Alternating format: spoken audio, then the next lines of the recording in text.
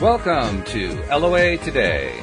Walt and life coach Joel Elston here. Today is Thursday, October the 25th, 2018, 8 a.m. New York time. This is your first daily dose of happy for the day. And once again, we are live streaming this to the Facebook Law of Attraction Changed My Life group. And we want to welcome everybody in that group who happens to be tuned in at this particular point in time to the program. We're in a series of these podcast episodes that we're broadcasting to that group because, well, partly because they're a Law of Attraction group, partly because they welcome us to do it, and partly because there's a lot of them. So, it's three good reasons to do it, and we're really excited about it. And Joel, I haven't talked to you in a week, but how are you doing, my friend? Now, this will be shocked, but things are going very well. Life, it's been a really, really good week. Just so much great stuff happening. I'm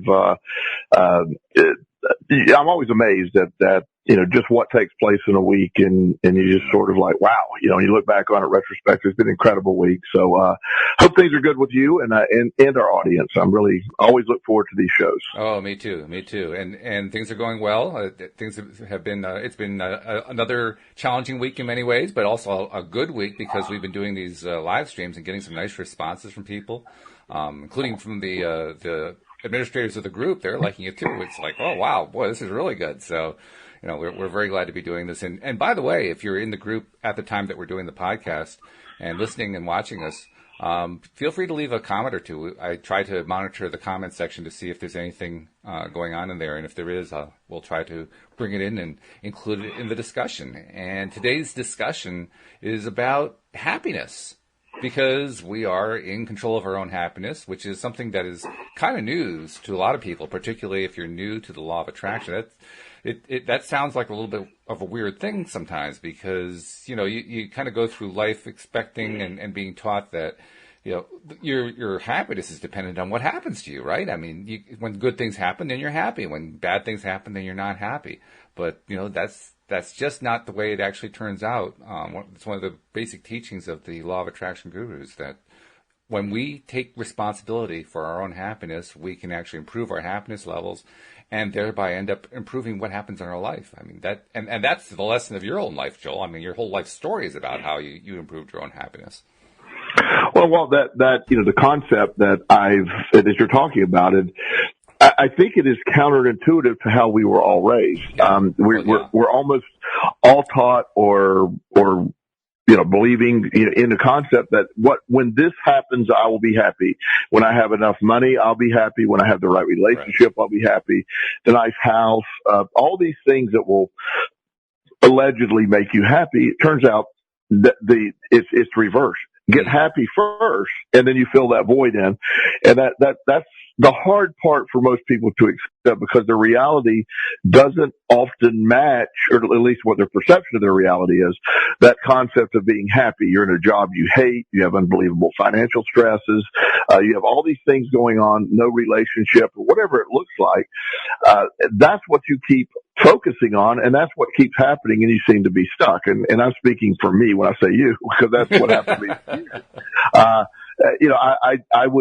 I was in this downward spiral that just never seemed to stop. Mm. But as I realized, once I understood, I'm in charge of my own happiness. I get to dictate, am I happy today or not? And it's the concept that I use in my practice with my clients, and it's one of the things that I get a lot of pushback from traditional therapists is that you're not responsible for because a lot of stuff happens to you and they're traumas, and you're not responsible for how you feel. And I challenge that directly. I certainly acknowledge traumas, but the statement that I always say to my clients is, you may not be to blame for what happened to you, but you certainly are responsible for feeling better.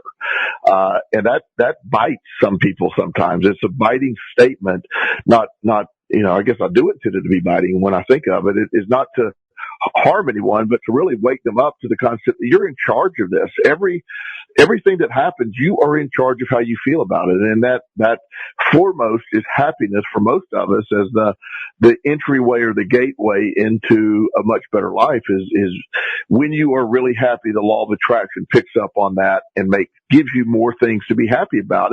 It's not that it's a very, as I've mentioned often, the law of attraction isn't philanthropic and is really happy to help. It doesn't care. It just says, this is what you're putting out there. This is the void we're filling in. And that message just wails in the face of people's responsibility of their belief that, well, this happened to me, so I can't be happy. And that happened to you, and your job is to figure out how to be happy.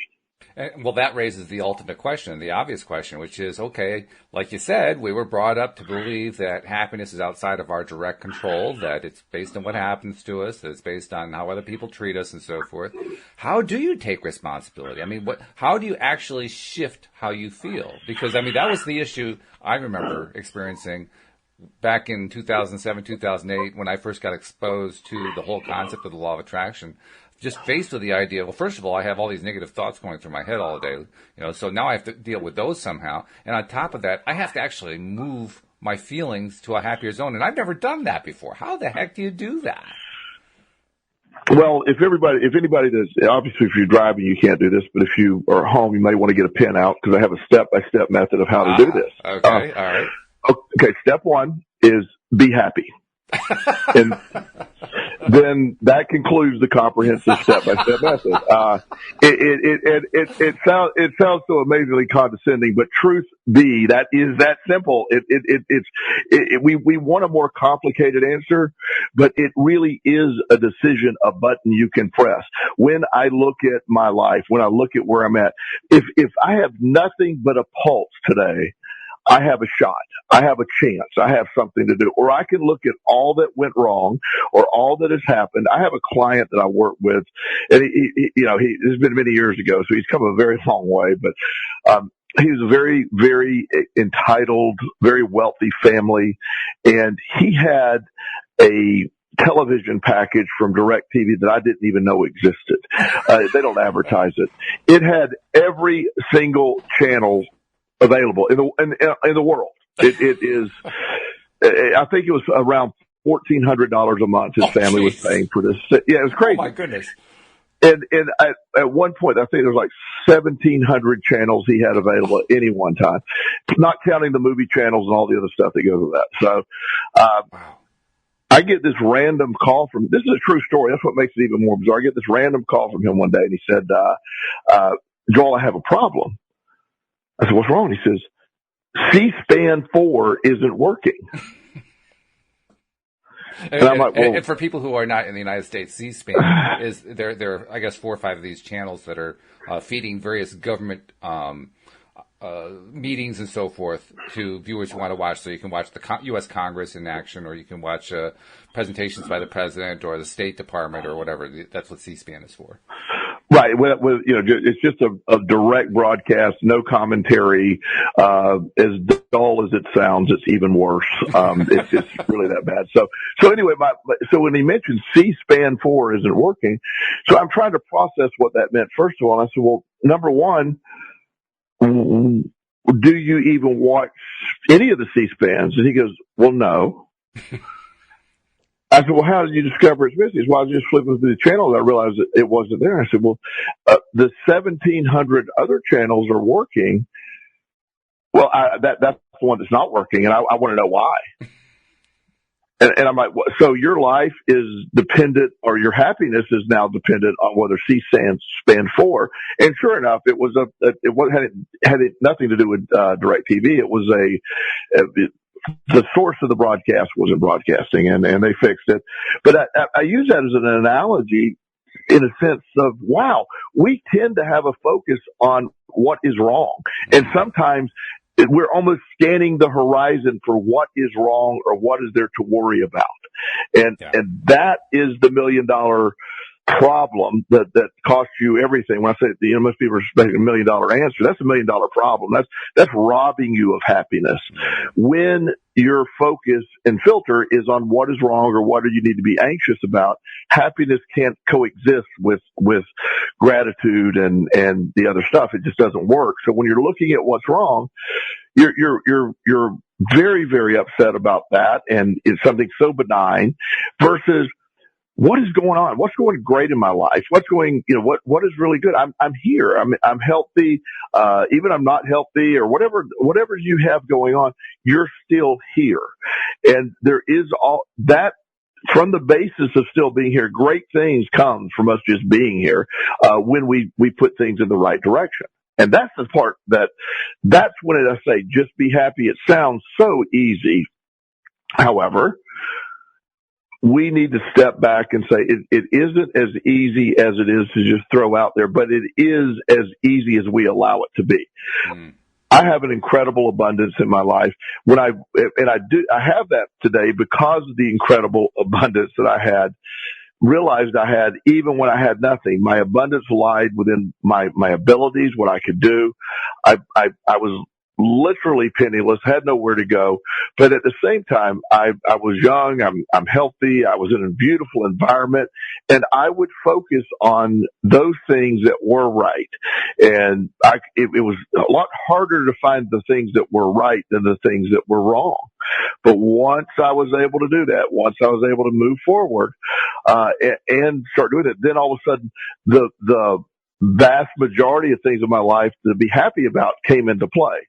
So the beginning process is literally flipping the switch and be happy. And when I say it as lightly as that, it is certainly not that easy because we have been conditioned to look for these things of negativity or what's wrong for years and years and years. So you just don't stop that by the snap of the fingers, but you do stop it by keep refocusing yourself, re-challenging your brain to adapt to this new way of thinking, this happy way of thinking. And then the amazing response from the law of attraction is we're all of a sudden back into this.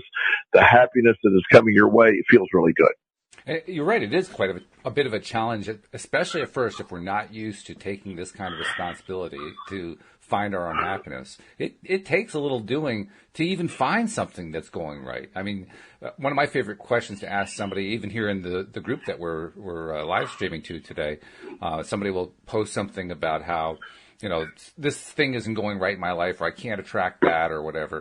And they go on and on about all the different ways that it's not happening the way they want it to. And so the first question I ask them is, well, what is going right in your life? And I often get a response, something like, well, you're right. I hadn't really thought about that, but you're right. I should be focusing on that. Or sometimes it's, I'm having trouble coming up with something. I know I should be thinking of something positive. I just can't think of something. So I'll suggest, well, start with the basics. What's going right? Do you have a roof over your head? Do you have a place to live? Do you have food on the table? If you have food on the table and roof over your head, you've got two out of the main three things covered. Do you have clothes? Do you have an income? If you've got those things, you've got a whole lot of good stuff going on right now. And even if you only have part of those, you have some good stuff going on right now. So start with that. That it seems so basic, but we forget about those things, Well, we forget about those things because they are easy to get lost in. We have an awfulizing mindset where we tend to take everything in life to the most awful conclusion as a defense mechanism. If I think about what's the worst that can happen here, then I'm mentally prepared for that. And that has become the pervasive way that most people think. Well, let's look at the worst case scenario. Okay, well, let's do that. And let's invite more of the worst case scenarios when we do that versus what is the best case scenario? What is the best possible solution to this problem?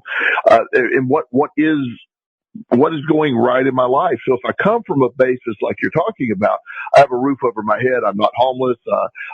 I have family members that love me. I have people in my orbit that are dear friends, and I have the ability to pull myself out of this. And if you find something that allows that to take place, where you can start really believing that, really feeling that, then that's where the happiness comes in. And again, the baseline of happiness is not I'll hear people say, well, you're living in a Pollyanna world, or it's just this it's a fake world.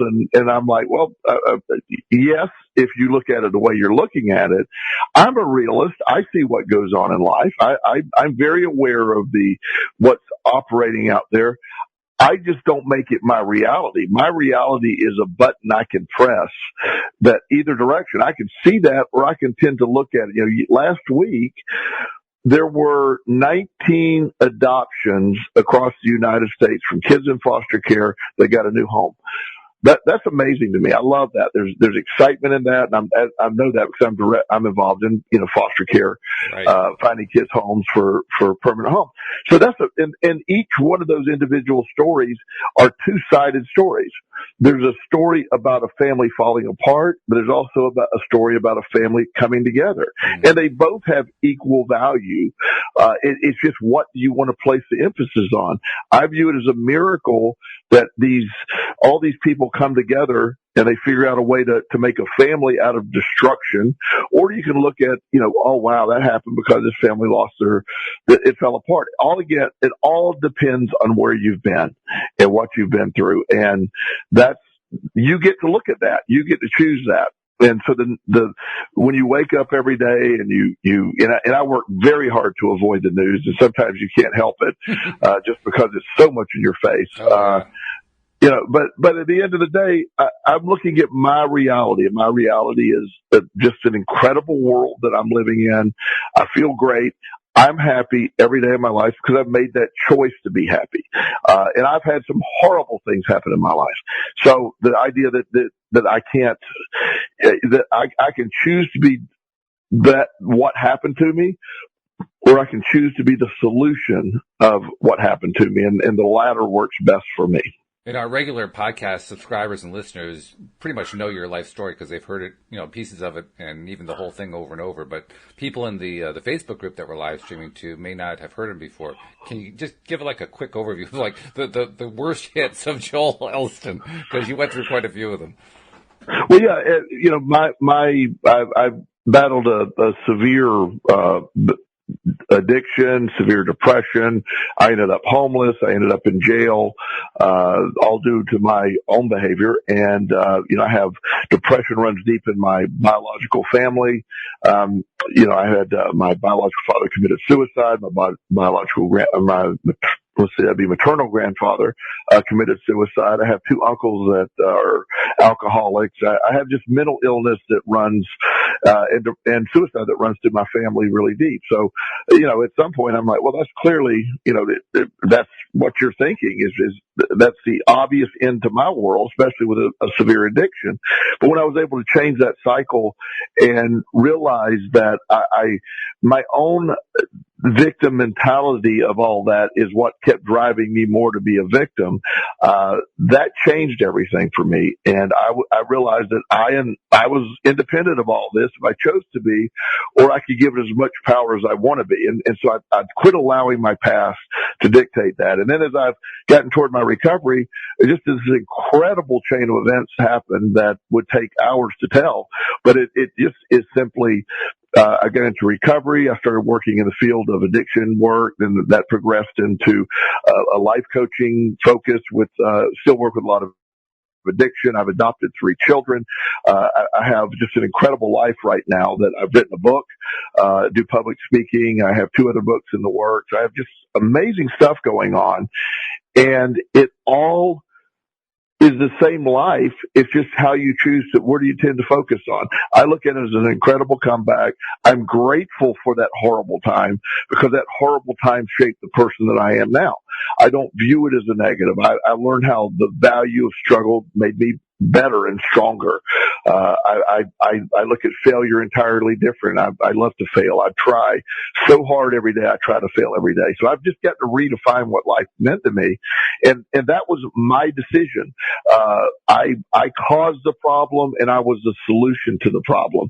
And the victimization mindset is I'm helpless in all this and I can do nothing. And I had to realize I had to start. I was miserable.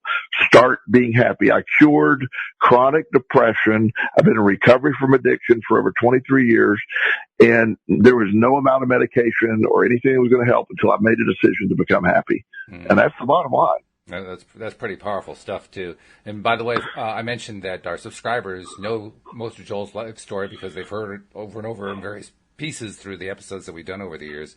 If you're not yet a subscriber, especially if you're in the Facebook group, I posted into the description that goes with the post where you're seeing this video, links for how you can become a subscriber and get all of the episodes that we do here on LOA Today, streaming right to your smartphone every day. So please take a moment to subscribe and get all the stuff that's coming right to your smartphone, and you can play them anytime you want to. You don't have to be in the Law of Attraction Changed My Life group at the right time. You can just listen anytime you want to. So please become a subscriber. And also, please share on both in the group and throughout your favorite social media channels that you're listening to LOAtoday.net, because that's how we reach more and more people, how we deliver their daily dose of happy to as many people as we possibly can, because we want to seismically move the earth. We want to have huge numbers of people discovering that they are in control of their own happiness and that they can turn their lives around. They can get into that place like Joel is right now, where life is great. Life is abundant. Life is wonderful. So please do that. And Joel, you mentioned something that is a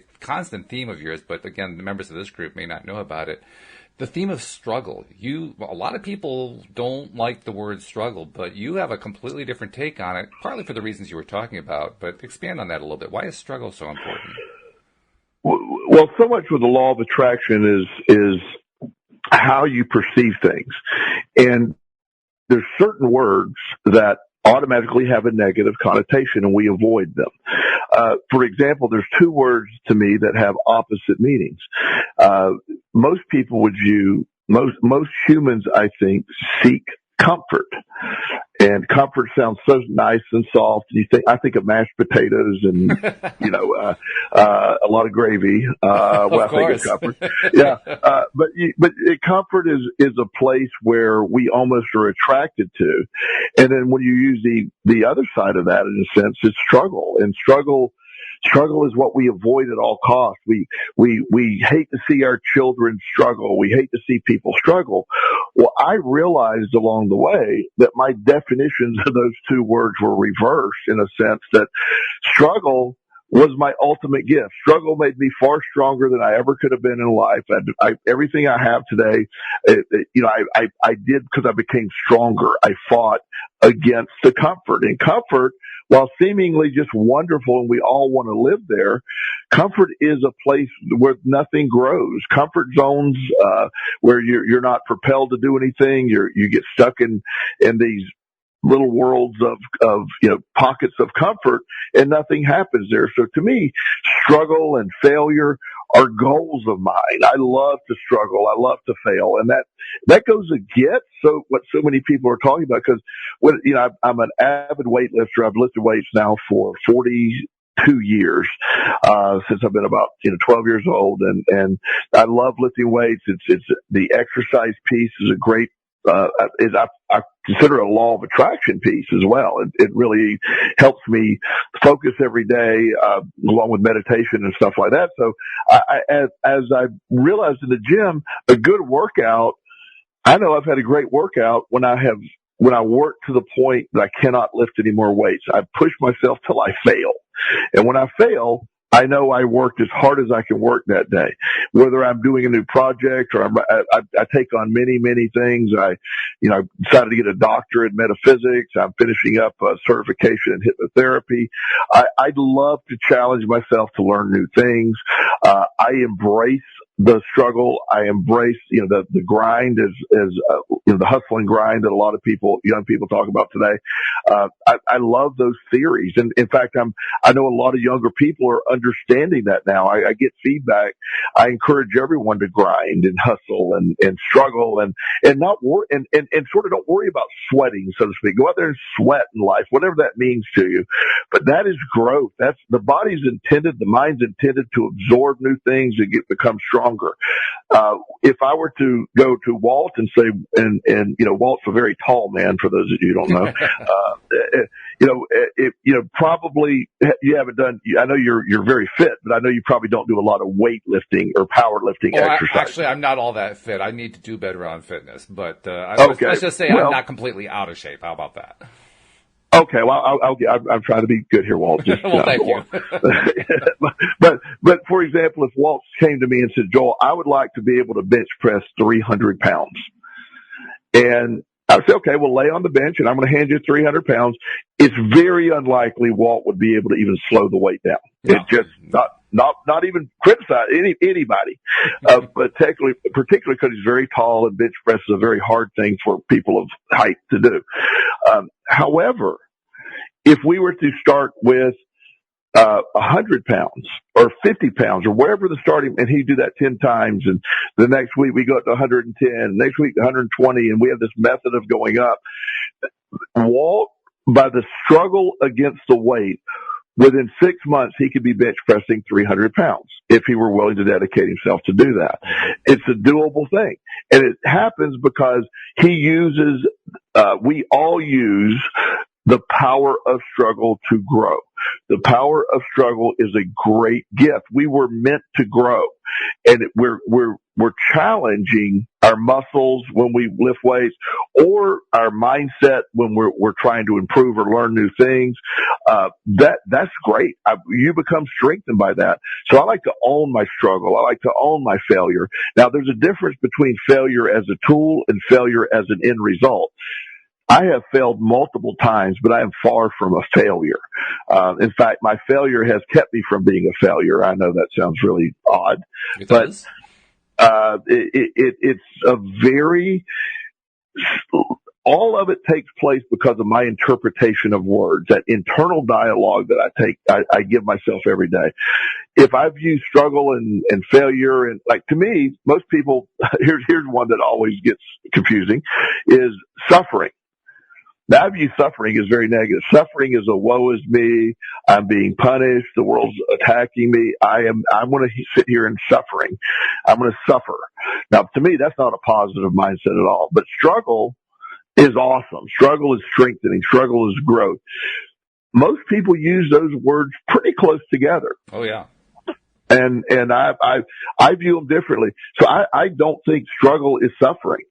I don't think it is at all. I think struggle is growth. I think suffering is a lack of growth. It's just the sort of sitting there doing nothing is what suffering is, versus struggle is a growth process. And so we get to the beautiful thing about this mindset that we're talking about is we again are in charge of it. You'll hear other people that will strongly debate with me on topics or how I view things. The beautiful thing is I'm good with that. I don't need, they don't have to take my definition of things, nor do I have to take theirs. You are in charge of your happiness, and we're all unique, and what makes you happy may be different than what makes me happy, but that's okay. It's the feeling of happiness that matters. It's not the end result of happiness. For years, we talked about the beautiful house. So I think somebody the other night in South Carolina won the Mega Millions, $1 billion Mega Million jackpot. Yeah. That is a mind-numbing amount of money. It is, I'll go on a limb and say I would think it's safe to say whoever won that is not prepared for what's about to happen. That's safe, yes. Yes, and it is because it doesn't mean it can be a bad thing. It's the fact that it's a level of money that most of us cannot comprehend. $10 million is a lot of money, and when you're talking 100 times more than that, it's just wow. So as this person who won, I'm super excited for them. I hope they figure out how to make happiness with that. But they spent their entire life, or how, I have a painting. This person may be 19 years old, so it might not be that long of a life. That's possible, yes. Yeah, but my assumption is some middle-aged person somewhere that's really worked hard. And if they view this win as a chance to stop doing everything, they can become very miserable. Many of my clients are extremely wealthy. I have clients that are high-end, I'm not talking millionaire people. I'm talking hundreds of millions of dollars. And their happiness is baffling. Unhappiness is baffling to me on some level, but they've been robbed of their struggle. They've been robbed of their growth. They're in a comfort zone where nothing changes. So I'm all about the abundance, but I don't want the abundance to ever take away my need or my desire to continue to grow. I love my life. That's what I put out there. I keep getting more. I don't have to. I could cut back on work. I could take a year off from work. I could do all that stuff. I don't want to do that. That's not a mindset. One of the great coaches in college football is Paul Bear Bryant. And I believe, I think in the early 80s, he decided to retire. Within 1 month, he had died. Wow. He has one of the most, just one of the most incredible coaching stories. He worked his way up several schools, was a winner everywhere he went, was a defining coach for the University of Alabama, made them when you say Alabama, even if you're not a football fan, you realize good football team, you automatically know that. He was the person that made Alabama relevant. He retired and then died. Wow. And we get up every day. I want something to do. I want a passion. I want to get up and struggle against life. I don't want to. Jerry Seinfeld, after he, for those of you who don't know, he at one point had a huge television show, a sitcom, just named after him, Seinfeld. And it was a huge show back in the day. And when he retired, the show, he got a ridiculous amount of money. He made a ridiculous amount of money for years, very wealthy. And then the show sold for a record amount of money for syndication. And he thrived. And I saw him on an interview one time, and about a year after the show had sold, and he had all the money he could ever spend, he was being interviewed on a television show and on a news show. And the reason he was being interviewed was he was going back on tour. He was touring the country doing stand-up. And everybody was shocked that he would go back to doing stand-up. I mean, it was just something that didn't really make sense. I mean, he's going, quote unquote, backwards in what most people would view his career. And he went on to explain that he got up one morning and there were the housekeepers were there. He was in his house. It was noon on a Tuesday afternoon. He woke up and, everything's clean. The mail was on the table, and he said, I had nothing to do. He said, I had all the cars I needed, all the houses I wanted. He said, I didn't know what he said, I don't want to be the guy that sleeps to noon. I don't want to be that person. I was happier when I was building the show up. And he made a statement that it just stuck with me. He said, I have found out that life is best lived with a little wind in your face. Mm. He felt that, and that's what he was describing back in the day, that, that need to do it, that thriving. You had talked, in one of our shows, maybe 2 years ago, 3 years ago, I don't know, it's been a while, about, and I don't even remember the circumstance, but I remember the analogy you gave me of this gentleman. There's a gentleman that you had interviewed or were talking to, and he was very much a law of attraction person. Now, he did it differently than a lot of people, but he would build these companies and then basically give them away. All right. And start over. He enjoyed the building process so much that's where he operated best in the law of attraction. He didn't want he needed to get up. And that's something that a lot of people don't realize. That reason to get up, that passionate about it. And not only do you have to toil away at some menial job, but figuring out a way to get up every day and live the life with passion and excitement and be able to feel it. Wow, that's happiness. And when you realize that is happiness and you're in charge of it, it's the greatest gift you've been given. That's what the law of attraction is all about. You are in charge. We're so used to figuring out, well, I'd feel better if my spouse treated me better. Or I'd feel better if my kids would do this. Or I'd feel better if I had a better job or my boss was nicer. And there's just tons of things that you would say you feel better. Figure out how to feel better, and then those things change. It happens every time. Yeah, that's true. And excuse me, the thing that I thought of as you were describing that is not just people who have various things going on in their lives and they're feeling kind of frozen about it and all that. But I saw something today. It wasn't in this particular group that we're streaming to. It was another group, the Law of Attraction. And this young woman had posted a picture of herself, very attractive young woman, I would say probably in her late teens, early 20s, something like that. And her post was basically this: look at my picture and tell me what you like about me. And I'm thinking to myself, that's somebody who really doesn't have a good idea of how to find her own happiness, is she? Yeah. And within the context, sometimes you never know. Sometimes people can do, sort of protagonist type quote thing. So you don't know, I don't know exactly where she was going with that, but on the surface, just basing it on the surface, that's a really dangerous mindset.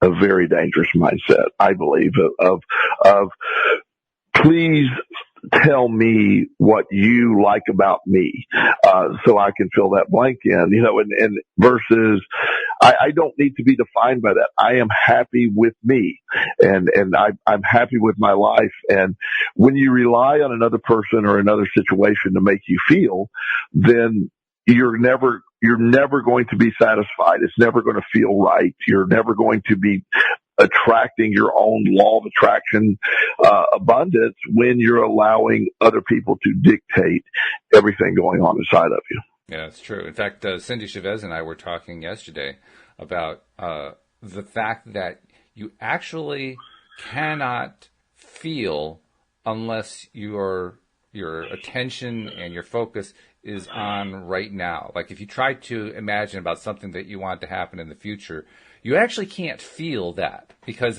it's in the future. I mean, you can kind of imagine it as if it were right now and feel that, but you can't really feel into the future. And similarly, you can't really feel into the past. You can relive something in your mind, something that did happen in the past, and feel it now, but you can't feel it in the past. You can only feel it right now. And it became to me like a kind of a V8 moment, right? Where I realized, wow, there's a great measure for myself. I want to get in touch with my own feelings about myself so that I can work on my own happiness, so that I can take charge of getting myself into a happier place. In order to do that, I have to focus on where I am right now. And if I do that, I can get that focus going, and then I can start selecting what it is that I like about myself, that I want to do in my life, that I want to become in my life. And I can do all that in my imagination right here where I am right now, despite the fact that it hasn't happened. That's a completely different mindset from the one that says, please tell me what you like about me. Oh yeah. And that's you when you need another person's approval, or, how many times have, we've talked about this concept, and I can use it in my life coaching business a lot. I have somebody comes in, they have a passion about something they want to do. It's a business idea. It's something, whatever it's going to be. It's a life situation idea. They want to do something. They love it. But yet other people tell them why it won't work. And then they just never mind. And never mind. Because it won't work. They're so easily influenced by other people telling you, a lot of times parents unintentionally, because most parents I know simply would never do this on purpose, but when parents unintentionally sabotage a child, they tell them now don't get your hopes up, let's be realistic, and you almost give the negative feedback that shuts them down and coaches them that, well, now that doesn't apply to you, or it really, really is pervasive in our life, in our culture, to go out there and we need to play a role where our kids, they need to understand they're going to have to work for what they want, but at the same time, shutting them down for their ideas is just a reinforcer of what society is saying. Well, this won't work, or your situation is dictated to you, versus my situation is mine to control. And I do that by starting controlling my perspective. And that message is not delivered very accurately or frequently. Mm-hmm. In fact, it makes me think that, again, the distinction between somebody who is looking outside themselves for validation and someone who's looking inside themselves for validation. When someone is looking inside themselves for validation and they get some sort of feedback from somebody else reinforcing good for you, you're looking inside of yourself as opposed to trying to shut them down on some idea. That impetus to give somebody else a feeling of, yes, I'm with you, you're doing the right thing, go there, go for it. That not only helps the other person, it helps yourself, doesn't it? Because you're validating that they are responsible for their own happiness, that you're responsible for your own happiness, and that you think that them going after their own happiness is a great thing. That's a really powerful combination. It really is. Several years ago, again, we have a new audience who didn't know the entire background of everything that you and I have been through. But I was working. We first met when I was working at a treatment center. I was a director of a residential treatment center for addiction here in Virginia, and it's a program that I helped develop. It was based on holistic principles, using the law of attraction as one of the components in addiction work, which I'm very fond of. I'm a big believer in. And that's how we met. And we did a podcast while I was the director of that center. As time went on, I had a situation at the center where the owner of the center, his good man, a very good program he had, him and I started seeing things differently. I wanted to go further in the law of attraction stuff. He was probably feeling like he was sort of losing control of and it was his business, and it was he had the right to do all this. But we had a falling out one weekend, and all of a sudden, I went from a career as director of a residential treatment center that I really believed I was going to retire from, to all of a sudden not working. And I had always dreamed about having a private practice, but I can see clearly that that's what I attracted, because that's what I really wanted. I was really getting tired of the bureaucracy of the treatment center and having to deal with all the pettiness of paperwork and all that goes with that. So I see how I attracted all that. And part of this, as I was going, I decided I'm going to go back to private practice. I want to go into private practice, and I started. Things fell into place pretty quickly. But the point of the story is, I remember calling my mom, and I didn't want her to hear that I'm not with the company anymore. And her first response was, "Do you think you could call him and make up with him and get your job back?" Yeah. And I was like, "What?" She said, "Well, son, you're making a lot of money there, and you guys are good friends. I can't believe that one weekend ruined it entire." I said, "Mom, you're missing the point." And I got off the phone, and I was like, should I call him back? Should I try to? I mean, I allowed, and she meant nothing by that. But that's her way. She had a fear-based existence in life. So everything with her was based on a fear or a lack of. So she was like, "Well, son, this is going to turn out bad. It's hard to be in business by yourself. Why would people go see you?" I mean, she had all those questions, and it reinforced my self-doubt that I had pretty much defeated, but it brought it quickly to the surface. And I was able to catch that really quick. And then it's just amazing how fast that my business took off, and how quickly I became profitable, and I never missed a beat. And I actually ended up finishing that year making more money than if I'd stayed with a treatment center. So the process was phenomenal. But yet, even within that, my my biggest supporters were unintentionally feeding me a negative vibration, which I was buying into. I was, and nobody was setting out to sabotage me. And I'm not trying to claim there was no, harm intended. In fact, if anything, my mom's perspective was, let me help protect you, because, you need to go, sort of go talk to this gentleman, apologize and begging for your job back, because that, you're not going to be able to do better than that job. And, it was based on her history. And I was susceptible to that for about 8 minutes, and then I hung up. I'm like, absolutely not. I am not falling for that. And it changed. And you know the story in greater detail. And it's done nothing but go straight up ever. It's been an amazing chain of events. And I could not be happier in my life. And that was a necessary step.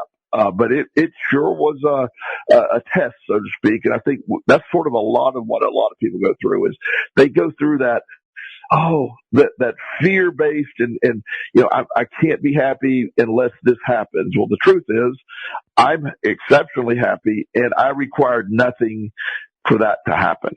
Right. Well, you effectively demonstrated by your example that the lovely scenario I laid out about one person being completely supportive of the other person and how powerful that is. But you also basically pointed out how rare it is, too. It is a very rare thing. And more often than not, we do get unintentionally shut down. And you're right. I'm sure your mom had no intention of shooting you down at all. But nevertheless, that is a very common thing to happen. So you described, or at least you alluded to the fact that you had already done a lot of work to basically overcome being dependent upon somebody else's evaluation in order for you to move forward, so that you wouldn't be weighed down by somebody like this saying, well, you really you can't make it on your own. You got to go get the job back and all that kind of thing. So, right. So for somebody who is maybe not in the place where you are, who hasn't had the really horrific experiences that you used as springboards to become where you are today, it's just for somebody who's still dealing with some struggles, they don't necessarily have that support network. So how do they get themselves into that same mindset that you were in, so that, because clearly you had enough mindset that even though for about 8 minutes, as you said, you were kind of buying into it, and then you said, no, I'm not going to buy into that. How did you shift that? Because that shift, like you said, it turned your year into something even more successful as a result. Well, and I had been through so much to that point. So it's knowing how the law of attraction worked and how it led me to that place.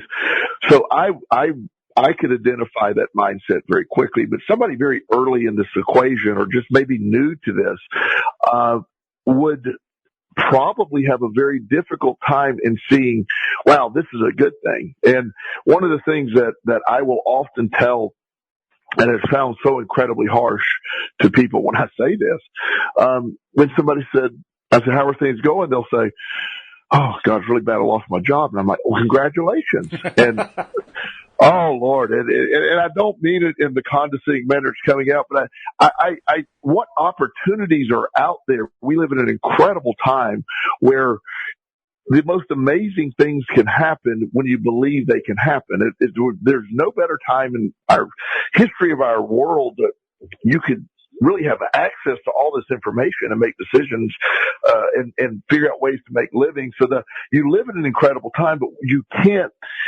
view your loss of a job as a loss or as a loss as much as you can. What is the next step? So you start by simply saying, let's use that. You lose your job. And Joel, you're telling me to be happy because I just lost my job. I got 2 kids and I got a mortgage payment.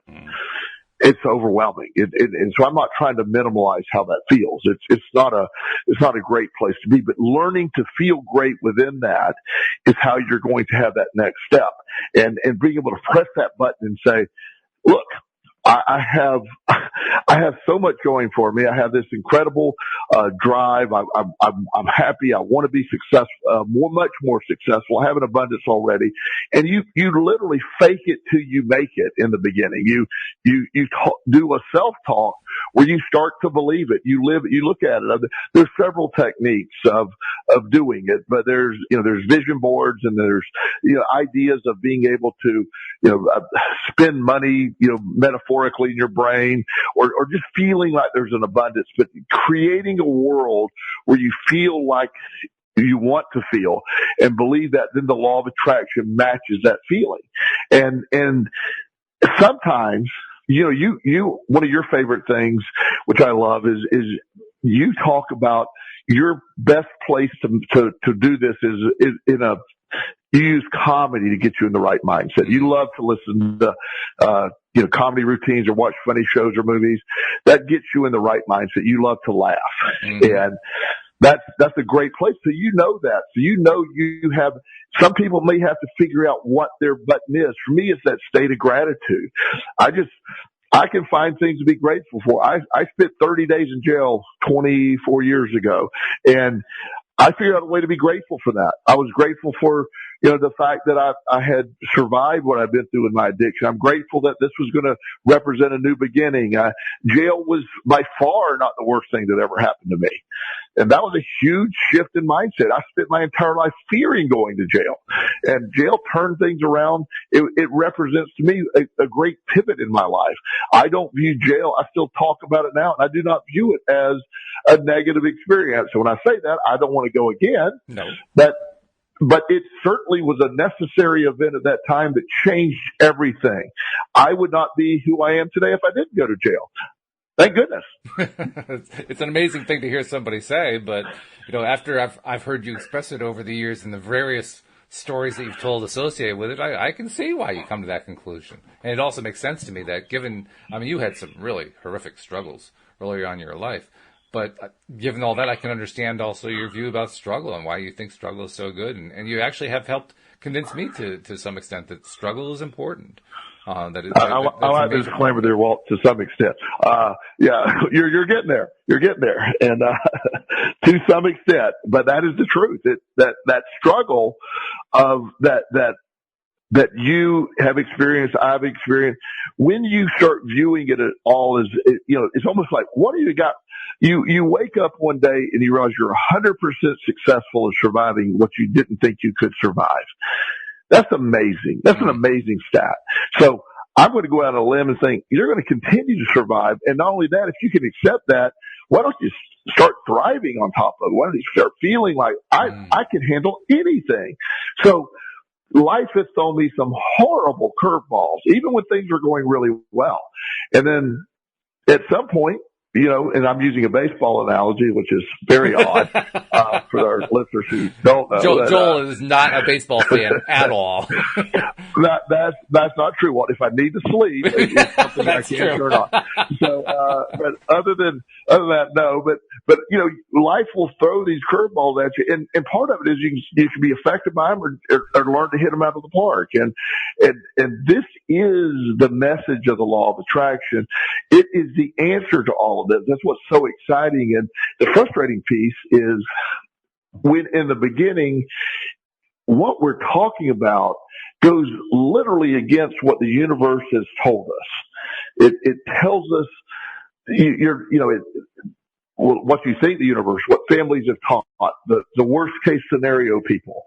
It goes against that. Very hard. That's true. Yeah, and I think probably that's where the biggest struggle comes in. And by struggle, I mean the thing that we all end up having to face when it comes to trying to learn to be a successful, deliberate creator. And that is dealing with the fact that even in our darkest stuff, the stuff that seems most impossible to us, we really can take control. We really can be responsible for our own happiness. We really can do it. And when we do it, that's when the amazing things happen. But that's a lot. That's a lot to face up to. It's a lot, not just face up to, but to accept. I mean, I'm in the middle of this horrible thing and I can actually be happy in it. That takes some doing.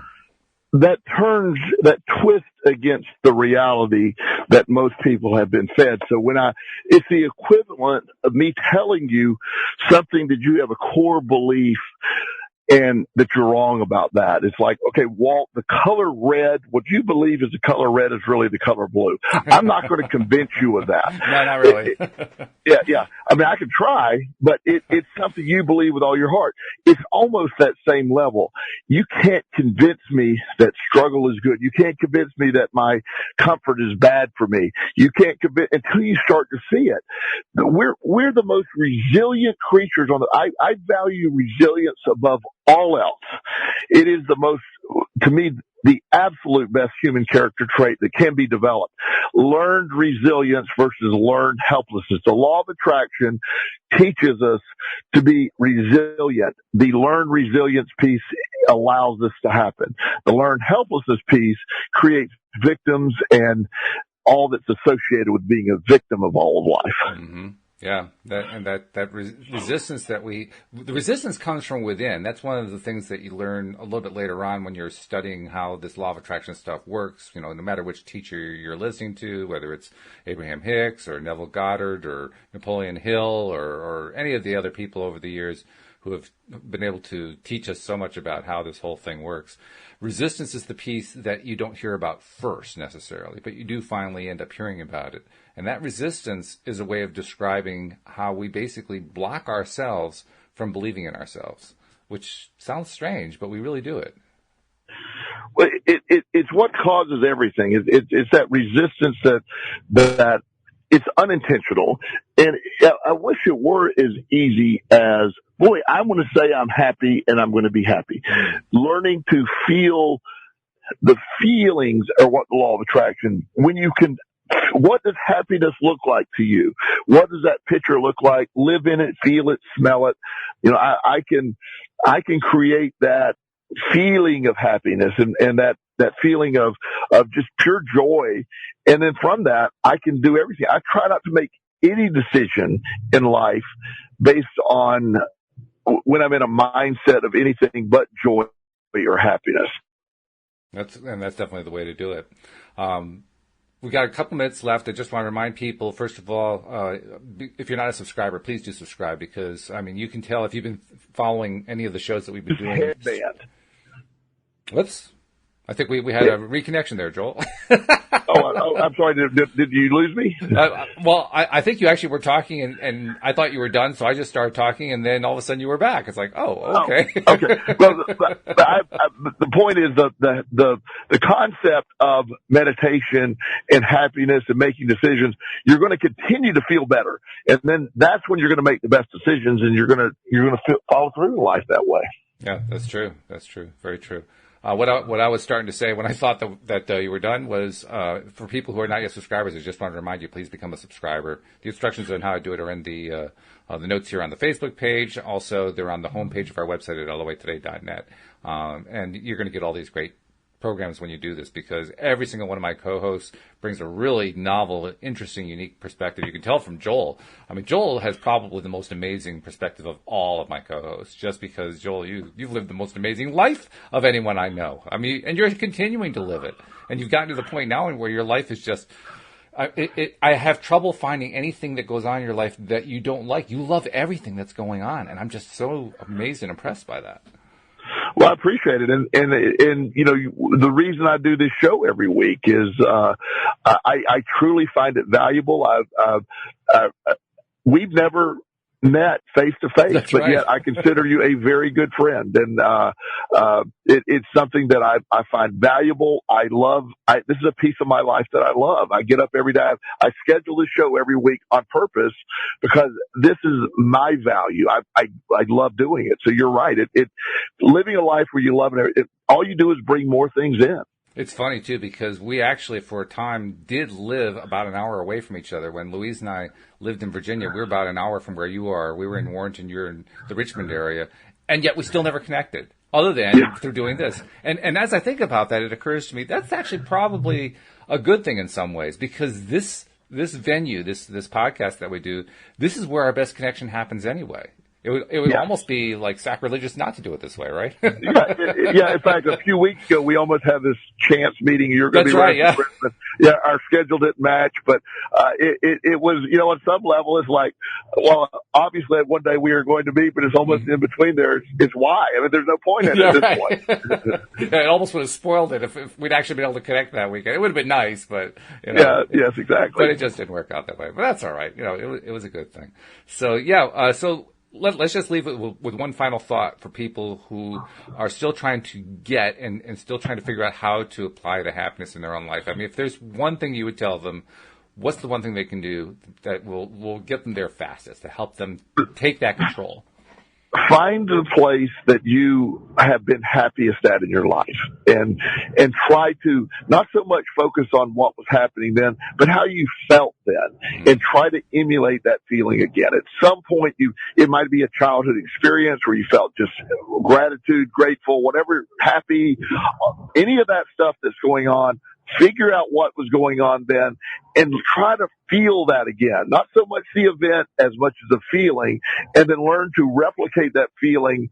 That's how you start off with a little teeny bit. A little happiness every day eventually becomes to a lot. It grows into a lot of happiness. And for those who want to have the coaching experience with Joel Elston, because he's obviously an excellent coach, Joel's available at joelelston.com, so be sure to check him out there and contact him. There's all kinds of ways to contact him through his site. Joel, as usual, it's been a pleasure. I look forward to doing this every week with you. Walt, it's great to talk to you, my friend, and I'm so glad we're being able to share this with our new Facebook friends, too. Absolutely, yes. And we'll see you all next time here on LOA Today. Goodbye, everybody.